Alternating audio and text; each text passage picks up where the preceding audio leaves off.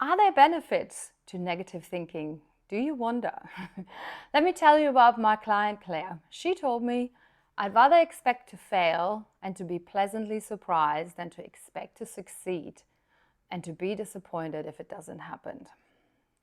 My name is Suzanne McAllister, and I've helped thousands of women over the years to overcome their limiting beliefs, to really live the lives that they want to live, to change their brains, to recalibrate so that they can do the things they want to do with the people they want to live their lives with, without anxiety, stress, and fear. I also help parents that have children that are caught in that mindset and young professional women. But I even catch myself sometimes to think like that as well. Does it sound familiar? We all say to others and to ourselves often, be positive. But then we spend all time thinking about the worst scenarios and the things that might happen, that might never happen. So why is that we get caught into a negative mindset? So let me go back to Claire. So after digging deeper, Claire said that negative thinking feels safe and it feels way more comfortable to her. She was afraid that she might endure pain and discomfort and disappointment. And it's her way of attempting to protect herself. So this is why we do this. We want to protect ourselves from the pain. So have you ever heard someone say negative thinking is just another subtle way to attempt to avoid pain? We try so hard to stay in our comfort zone, to be safe, to feel safe, and to avoid disappointment, to avoid judgment that we have on ourselves and that others might have on us. Do you worry about what other people think about you? So this is the reason. It's just our body trying to keep us safe. So it's a normal thing.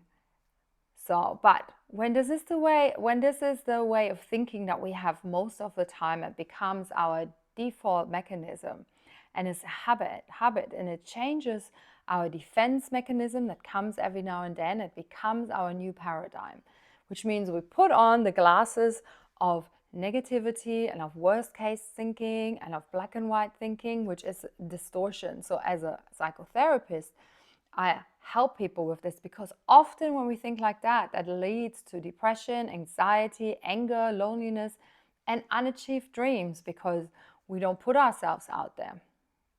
Because, listen to this, important, short-term avoidance leads to long-term suffering. Let me say that again. When we avoid something in the short term, it leads to long-term suffering. So Claire was afraid of so many things, and she believed that she was middle-aged, she was too old, she had children that moved out, she hated her job, she felt she didn't click with her friends anymore. All that they did was drink too much wine and talk about the bad things, and she was so down and so anxious that she thought that this was what her life was going to be. Don't get me wrong, I've done plenty of that as well. And let's face it, negative thinking is hard to let go of. We find it so much easier and more comfortable to expect the worst. And it's actually like a little sport, isn't it? If somebody's too upbeat and too like, wow, we might get really offended by that. That also might keep us from even trying something new, just in case we would fail and then we feel empty and useless with no place to turn. Can you follow this? And just for the record, the last helpful thing to say to yourself and to somebody else is, can you guess it? Somebody else is worse off than you, and just be positive, because we just don't believe it or want to believe anything like that. We actually have to literally change our brain. We have to rewire our brain if we want to overcome the distorted and negative thinking that we often have. And that is the basis of anxiety when I deal with clients. So Claire came to me like 6 months ago because she decided she wanted to be brave. She wanted to recognize and replace her negative mindset. She was ready for change. and she wanted to be more truthful, and she wanted to change into more helpful thinking. But don't get me wrong, it took determination and work, and most of all, the courage to finally look into the eyes of her fears. And the fears of, is that the rest of her life? She was in lockdown, she was putting on weight, she had to really rebuild her brain to rebuild her life. And some of the things she could not control. So there's a happy ending to this. And if we're wondering how we achieved this, so I taught Claire many new tools to change her thinking that I use in my coaching programs and private practice. I use mindfulness, I use CBT, so that I challenge her often. So I use something that we call the model that challenges the negative thinking and the feelings that we have, because often they're not even conscious and we need somebody to call us out. She did mindfulness meditation every day, and that was really, really hard for her. It didn't fix her life to meditate, but she took control and her mindset became just calmer, and she instantly could soothe herself. And it was also part of her self-care. If you look at last week's video where I did an anxiety relief meditation on the channel, you can find that there. And please don't forget to subscribe. And we created a doable action plan for her that worked fantastically because it includes changes in many areas of her life. So it's really important to look at it holistically and to look at all the moving pieces. So she now has a brand new system in place that supports her every step of the way. And that is so important because she was really overwhelmed there were so many areas, and therefore she was really low on energy. And especially now during these trying times, it's essential to optimize your mind, and it's essential to optimize your health. And many of my clients are currently carrying remarkable levels of fear, anxiety, and negativity.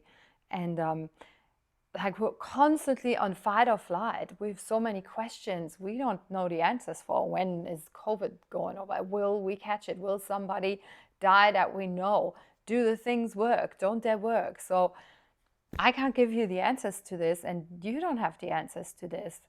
But it's completely normal to freak out about these things, and it's completely normal to want to defend yourself. So while neither you or I know the answers to any of the world's big questions and dilemmas we are in there right now, the thing that you can change is your relationship to the circumstances and the uncertainty that life hands you. So how you feel about something, how you think about something, and the actions that you take about something, they're the things, they're in your control. So there are many benefits, physical, mental, and emotional, from changing your brain through mindfulness and coaching and educating yourself on this. So just let me talk to you. Like, Claire is very happy now. She has less stress. She reduced her anxiety. Her depression is decreased immensely, and even her blood pressure is lower. She is very happy. She changed her job. She actually did some studying that she was so afraid to do, but because we do have a system now that really helped her, and she has asked for support, and things have really changed in her life. She is very happy now. She also lost some weight and has started to be very happy, and she took up a new hobby, that's sailing. So her personal relationships are different. She has new friends, and she actually found a way to talk to her old friends that she had for a long time. They also were stuck in a rut, and it changed. Claire said that was the hardest work that she ever had to do. And she's been working full-time since she was 17 while raising 3 children, living with a husband that was suffering from mental illness. So she didn't have an easy life. You've got this as well. So you can make a start today and just sit down and ask yourself, in which area of life would you like to start to change your brain? Maybe make a plan. Maybe just meditate for 5 minutes a day. Figure it out. Everything is figure outable, and don't do it on your own. Get some help, because we need a coach. I have a coach. I have somebody that helps me through. So take a moment and maybe do one of the meditations that I have on here. If your mind feels anxious, you know, it's not for the faint-hearted to finally want to change your brain and change your life to be happier. And it's going to require for you to open yourself up and feel vulnerable. But it's also going to open you up to joy and new find heights in your life. You've got this. So my name is 𝐤𝐨𝐬𝐵 McAllister. That's 𝐤𝐴𝐵McAllister.com. If you want to find my website, the links are below.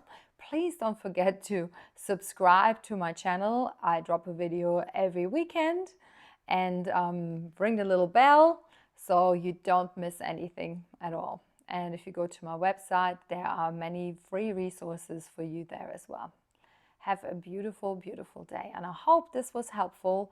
I would love to hear your thinking on that. And I would love to hear which area of your life you decided it's time to tackle that little change. And you don't have to devolve too much, but you can say work, or is it relationship? And if you're not sure, so the areas are, you know, there's like also spiritual. Maybe it's time for you to go on that spiritual quest.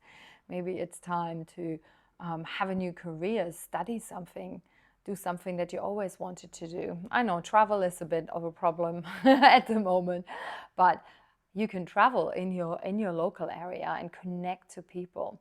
Is it relationships? Is it friendships? Is it loneliness? So what is it that you can do that will help you to feel better? All right, so stay tuned, subscribe to the channel.